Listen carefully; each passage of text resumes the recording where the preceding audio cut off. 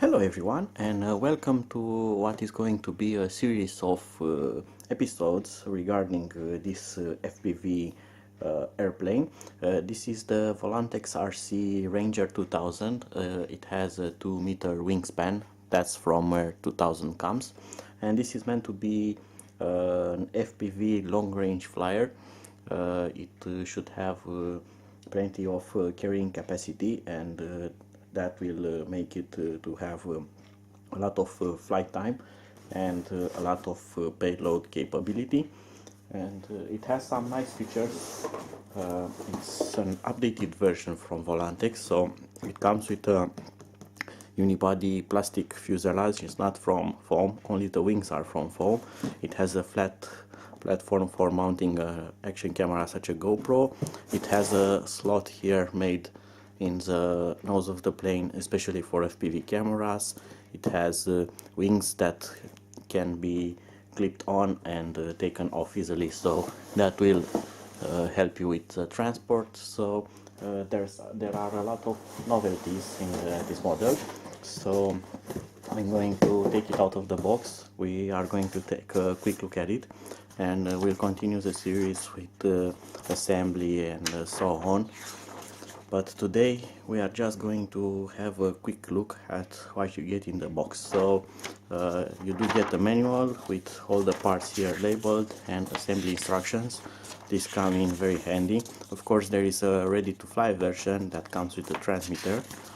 This is called the bin and fly version, but it only comes with the fuselage, motor servos pre-installed, and that's all. You don't get a battery, you don't get a receiver, you don't get a flight controller, nothing. So beside the manual you get a lot of stickers, and here is one of the main wings. Let's take a quick look at its design. So the wing is foam. There's some transport damage here and here, but nothing major, mostly cosmetic. And underneath, well, it has a servo pre-installed, which is very nice, and it has this tape over it to cover, and it's nice that it has its own channel. It has a carbon fiber rod here to reinforce this, and it's very nice. They have included the real hinges, plastic hinges, beside the foam hinge that held this in place.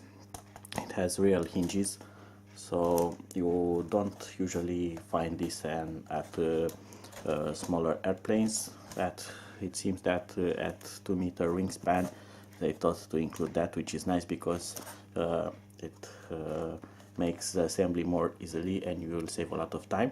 The plane also has flaps. If you want to enable flaps, you just need to make a bit of cuts here, here and here. It also has hinges pre-installed, so you can enable flaps very easily. You have a place to install a servo here for the flaps, and it's all done for you. Just put the servo in, connect the servo control rod, and you are ready to go. It has the center of gravity marked, so also very easy to set the center of gravity. And this is the quick release flap.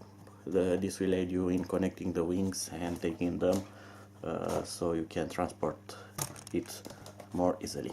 Also, if you pay attention, you can see that here it has a metal insert and here another one, and the metal insert goes through almost here, so it's almost the whole wing has a metal reinforcement which will make it very sturdy. It will not flex at all, and it also has a shorter reinforcement that goes through around here, so this is going to be very sturdy in the air with almost no flex. So let's see the other wing quickly to see if it's okay or not. So the other wings, it's fine, no damage, not even cosmetic. and underneath we get the same servo pre-installed, the same hinges, so this thing is okay. Now moving on, these are the tail parts, the elevator and the rudder.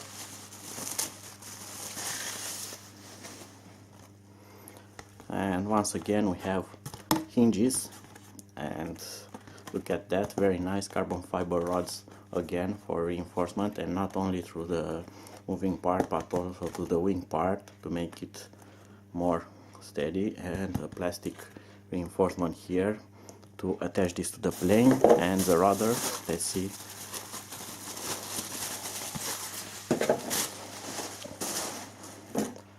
this one also has hinges, which is very nice and has a lot of free movement, which is very good.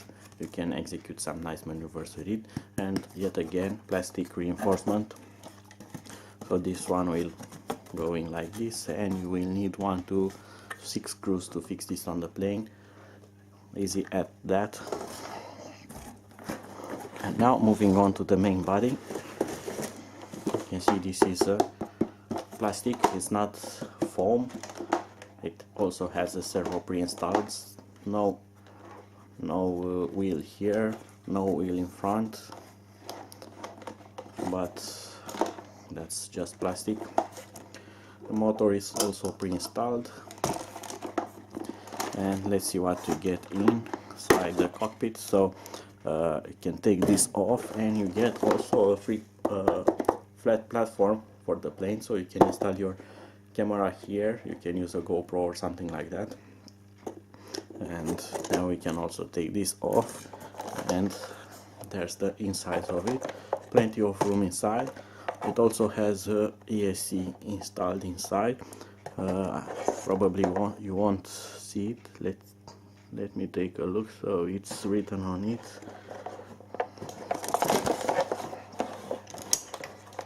And let's see the specifications. So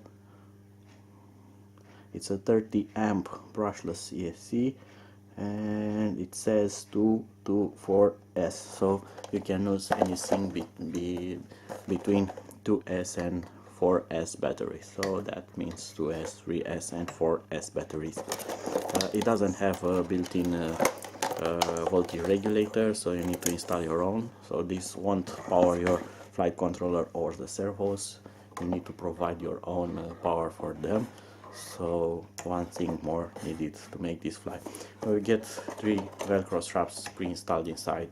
For the battery you have velcro adhesive here, velcro here. It has 2 decks inside, 1 top and 1 bottom. So this would be a nice place to install your flight controller or the GPS antenna if you are going to install the GPS on it. So plenty of room.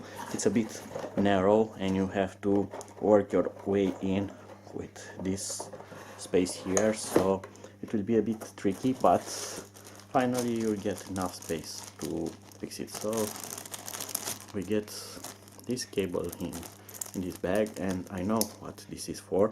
I'm going to show you a bit later. And we get a bag of accessories here, so let's take a quick look in it.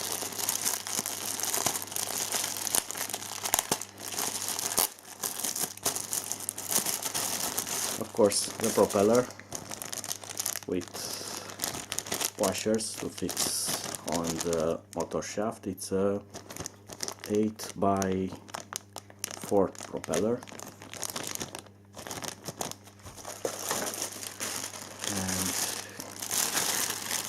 We get a lot more stuff, but most of it is not optional.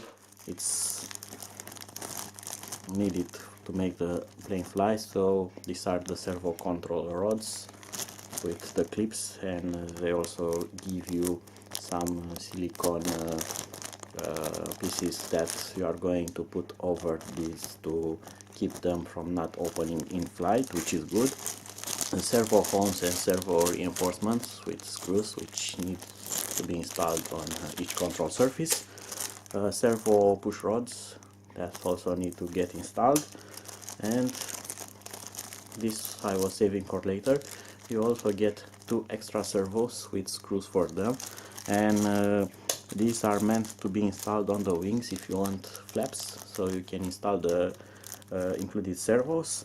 And the wire that I have shown you is split cable that looks this way. It's for controlling the servos, so you won't need to provide your own wiring. You have it included, so you can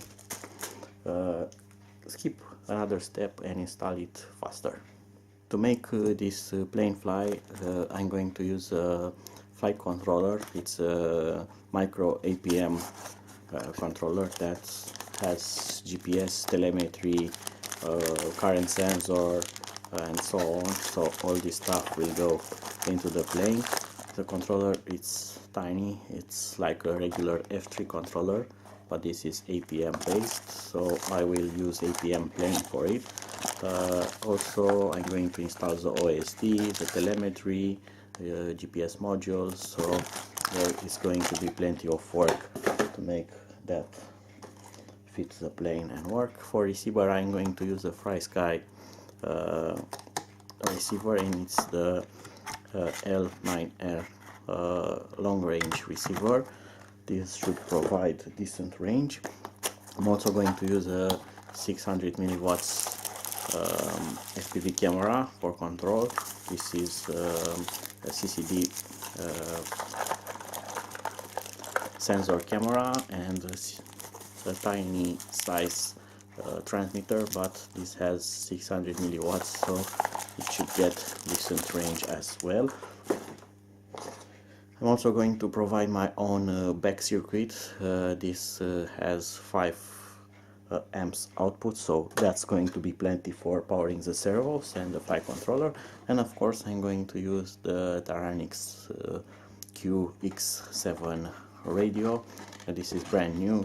I hope that it will work nice with this plane. So it's going to be a combination of technology that gets inside this fuselage, and hopefully it will fly nicely and will have a decent range. So be sure to follow my next episodes regarding this plane, where I'm going to start to install all of this inside, and hopefully we'll maiden it soon. Until then, bye bye.